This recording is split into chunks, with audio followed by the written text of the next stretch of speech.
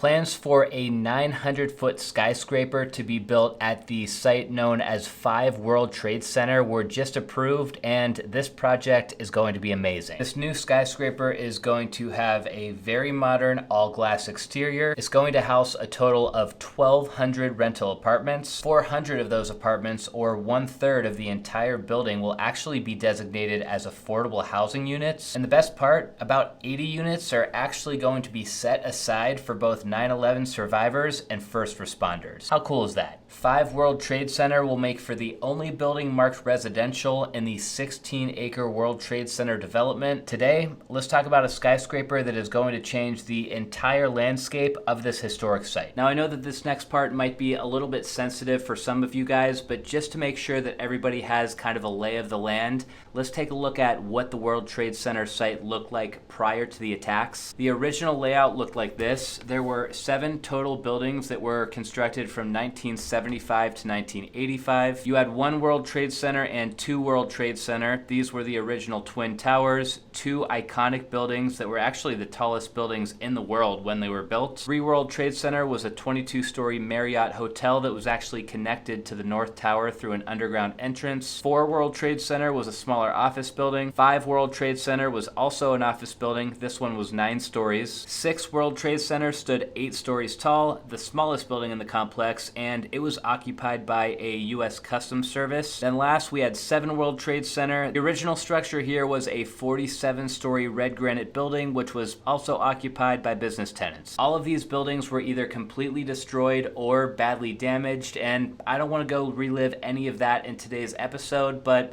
what I do want to do is just give a really quick moment of silence for everybody out there who was impacted.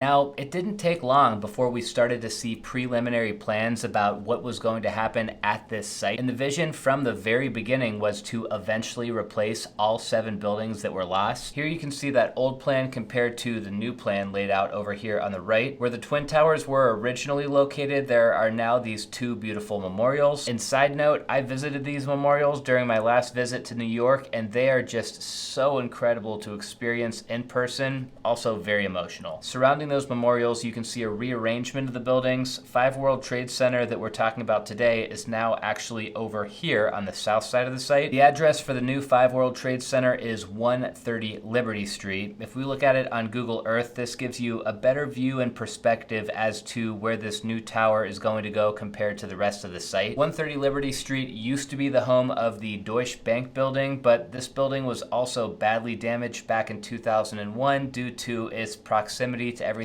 else, and it was eventually demolished in 2011. The original plan for the 5 World Trade Center was actually just another office tower, but it sounds like a lot of people were pushing for more residential units in this area, and so that's where this new plan was born. Governor Kathy Hochul announced the approval of this project the other day. She said that with this project, they're going to be transforming an old parking lot into new homes for thousands of New Yorkers, bringing new affordable housing and community spaces to this iconic neighborhood, and she added that it was not easy to get to this point. The team tasked with bringing this project to life will be Silverstein Properties, Brookfield Properties, Omni New York, and Dabar Development. Silverstein posted all of their renderings on their website. This shows the 900-foot building with the One World Trade standing in the background. Here we have a different perspective looking at the proposed building from the memorial. This is a close-up of the bottom floors, which are going to be primarily office, retail, and community space. Then here's another angle of that lower level space. Then last, this is my favorite shot. This just gives us a really nice feel for exactly how this building will fit into the rest of the World Trade Center complex. And to me, it blends in with everything else really nice. It's really hard to estimate what something like this would cost to build. My best guess, based on other similar builds in the area, is this is going to probably run somewhere in the neighborhood of $1 billion.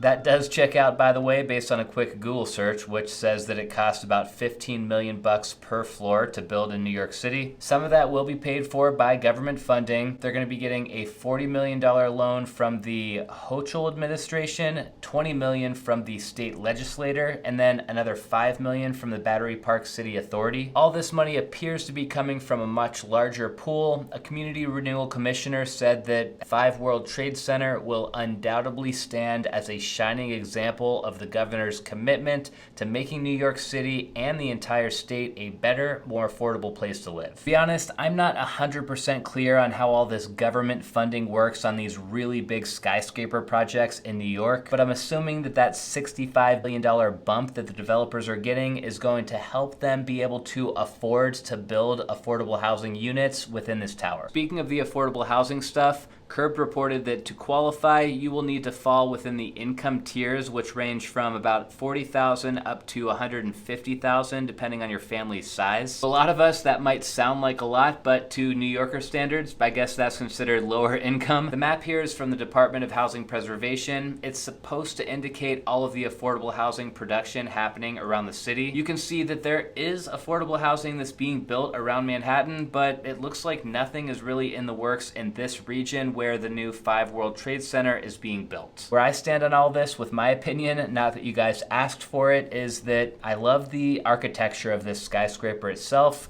I also love the affordable housing aspect of the project, and I really love that they're giving back to first responders and survivors. But I guess my only critique on all of this is it seems like a really bold and scary move on the developer's part to build residential units at this site. I mean, I know the attacks on the original World Trade Center buildings were a long time ago, but I think I can speak for all Americans that the words "never forget" will be ingrained in our minds forever following what happened on September 11th, 2001. Part of me feels like we're strong, we've moved on, and we can't let this tragedy haunt us forever. But the other part of me wonders if some people just simply might not feel comfortable living literally at the site of the World Trade Center. Time will tell, and I'm sending my best wishes to everybody involved. I'll see you guys next time.